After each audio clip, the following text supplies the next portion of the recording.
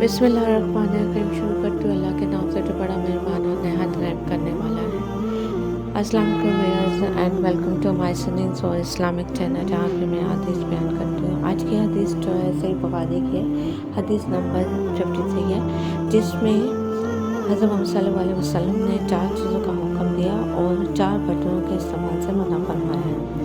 حدیث کچھ اس طرح سے ہے کہ میں عبداللہ بن عباس رضی اللہ عنہ کے پاس بیٹھا کرتا تھا. وہ مجھ کو خاص اپنے تخت پر بٹھاتے. ایک دفعہ کہنے لگے کہ تم میرے پاس مستقل طور پر رہ جاؤ، میں اپنے مال میں سے تمہارا حصہ مقرر کر دوں گا. تو میں 2 ماہ تک ان کی خدمت میں رہ گیا.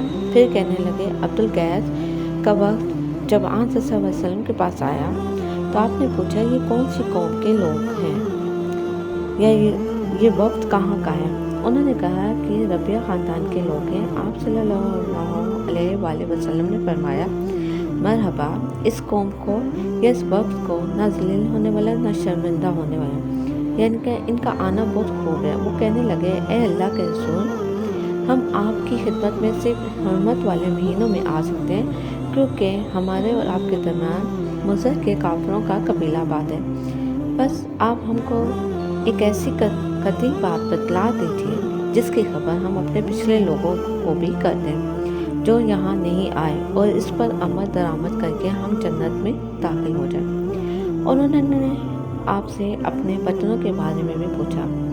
آپ صلی اللہ علیہ وآلہ وسلم نے ان کو 4 باتوں کا حکم دیا اور 4 قسم کے برتنوں کو استعمال میں لانے سے منع فرمایا. ان کو حکم دیا کہ ایک اکیلے خدا پر ایمان لاؤ.